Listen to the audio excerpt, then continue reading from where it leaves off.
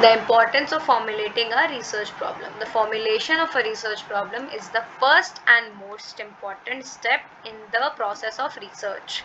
It is like the identification of destination. जैसे ये चीज़ मैंने सबसे पहले ही एक्सप्लेन कर दी थी. जब आपको आपकी मंजिल पता होगी तो आप अपना रास्ता खुद ब खुद तय कर लोगे, है ना. तो ये प्रॉब्लम हमारा डेस्टिनेशन है, हमारी मंजिल है. किसी भी जर्नी को स्टार्ट करने से पहले आप मंजिल तय करते हो ना कि हमें यहाँ जाना है. ऐसा तो नहीं किसी भी गाड़ी में बैठ जाते हो, है ना. तो प्रॉब्लम हमारा सबसे पहला स्टेप होता है कि हम प्रॉब्लम को आइडेंटिफाई कर पाए. अब डेस्टिनेशन नहीं होगा, अगर प्रॉब्लम नहीं होगी तो हम कहीं से भी कहीं पे भी नहीं पहुंच पाएंगे. A research problem is like the foundation of building. Foundation क्या होता है? ये नींव है आपकी बिल्डिंग की. जब तक आपकी नींव स्ट्रांग नहीं होगी तब तक आपकी बिल्डिंग स्ट्रांग नहीं होगी. The type and design of the building is dependent upon the foundation. If the foundation is well designed and strong, you can expect a building to be also strong and well designed. तो ये explain किया है कि problem कितनी important होती है.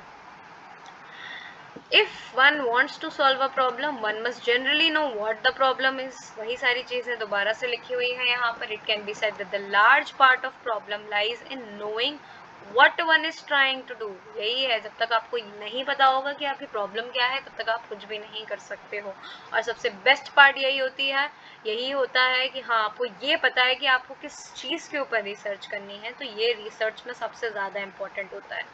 जब आपको रिसर्च करनी होगी ना, अगर आप रिसर्च फील्ड में जाओगे आगे इन फ्यूचर, तो आप देखना प्रॉब्लम बनाने में सबसे ज़्यादा मेहनत लगती है. उसका आंसर सीख करने में इतना ज़्यादा मेहनत नहीं लगेगी जितना ज़्यादा प्रॉब्लम को फॉर्मुलेट करने में मेहनत लगती है. You as a researcher must have a clear idea with regard to what it is that why you want to find out about and not what you think you must find. अब आपको as a researcher आपको ये भी देखना है कि क्या हमको basically पता करना है और क्या नहीं पता करना है. Okay? A research problem may take a number of forms. Form very simple भी हो सकती है, very complex भी हो सकती है. The way you formulate a problem determines almost every step that follows. The type of study design, किस तरीके की जब प्रॉब्लम होगी तो ये उसके बेसिस पे आप ये सब भी डिज़ाइन हो जाएगा कि किस तरीके की स्टडी डिज़ाइन आपको करनी है, किस तरीके की सैम्पलिंग स्ट्रैटेजी आपको एम्प्लॉय करनी है, किस तरीके का रिसर्च इंस्ट्रूमेंट आपको डेवलप करना है, किस तरीके का रिसर्च इंस्ट्रूमेंट आपको यूज़ करना है, किस टाइप का आपको एनालिसिस करना है क्वांटिटेटिवली क्वालिटेटिवली, है ना. फिर उसके बेसिस पे आपका आउटकम आएगा. जितना अच्छा आपका इनपुट होगा उतना अच्छा आपका आउटपुट आएगा. ओके. प्रॉब्लम हमारा इनपुट है और उसका आंसर हमारा क्या है? आउटपुट है. ओके. जैसे गूगल पे हम डालते हैं ना कोई भी प्रॉब्लम, इसका आंसर क्या होता है, इसका मतलब क्या होता है, तो वो इनपुट दे दिया आपने. अब वो गूगल आपको आउटपुट देगा कि हाँ, this is the answer of your problem. Correct. So ये हमारा हो गया importance of formulating a research problem. So किस किस टाइप के रिसर्च प्रॉब्लम होते हैं? 4 general conceptualisation of research problem in the psychology. तो सबसे पहला यूनिवेरिएबल. यूनि का मतलब क्या होता है? 1. जब आप एक वेरिएबल के साथ डील कर रहे हो, सिंगल इंडिपेंडेंट वेरिएबल के साथ आप डील कर रहे हो after certain assumptions. After certain assumption मतलब समझ रहे हो? कुछ हाइपोथेसिस के बाद आप इसके साथ, ये आपकी प्रॉब्लम है, प्रॉब्लम जो सिर्फ एक ही वेरिएबल के साथ डील कर रही है. Okay. The researcher focuses his और her work only on that independent variable के. आप सिर्फ एक ही वेरिएबल के ऊपर पूरी रिसर्च आपकी डिपेंडेंट है, कोई भी अदर वेरिएबल का इसमें काम नहीं होगा. और जो भी आपने हाइपोथेसिस दिया है वो या तो एक्सेप्ट हो जाएगा या तो रिजेक्ट हो जाएगा. Okay. Then by variables. By मतलब 2. ओके. More than 1. तो यहाँ पर 2 वेरिएबल्स होंगे, एक इंडिपेंडेंट होगा एक डिपेंडेंट होगा. ओके.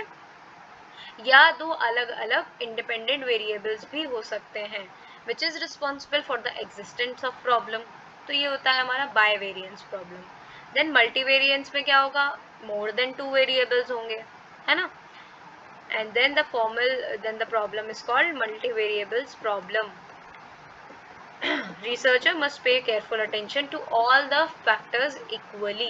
अलग सारे जितने भी variables हैं उन सब पे researcher को equally attention pay करनी है. और opponent में क्या होता है कि अपोजिशन है एक तरीके से, when there is a question between two और more independent and dependent variables. यहाँ पे इंडिपेंडेंट वेरिएबल्स भी 2 से ज़्यादा हैं और डिपेंडेंट वेरिएबल्स भी 2 से ज़्यादा हैं। जैसे कि या तो इस तरीके का आप कह सकते हो, एक एग्जाम्पल यहाँ पे लेते हैं कि वेदर स्किज़ोफ्रेनिया जो है वो हेरिडिटी की वजह से होता है या इन्वायरमेंट की वजह से होता है। तो ये क्या है, ओपोनेंट वेरिएबल्स। यहाँ पे इंडिपेंडेंट वेरिएबल तो एक है, but dependent variable independent variables ज़्यादा हैं और डिपेंडेंट वेरिएबल्स एक है, इस तरीके का। तो उल्टा भी हो सकता है इसका। तो ये होता है हमारा opponent variables problem. Schizophrenia I guess यहाँ पे सबको पता होगा क्या होता है स्किज़ोफ्रेनिया, मैं बता देती हूँ। स्किज़ोफ्रेनिया एक मेंटल डिसऑर्डर है, एक मेंटल इलनेस है जिसमें आपको हेल्यूसिनेशंस होते हैं। हेल्यूसिनेशंस का मतलब क्या होता है कि आपको वो आवाज़ें सुनाई दे रही हैं। ऑडियो हेल्यूसिनेशंस भी हो सकते हैं, विजुअल हेल्यूसिनेशंस भी होते हैं।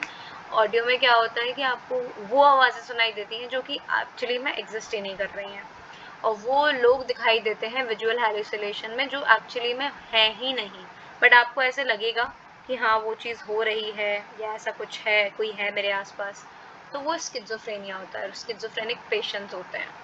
ठीक है, तो ये हमारे टाइप्स ऑफ रिसर्च प्रॉब्लम्स।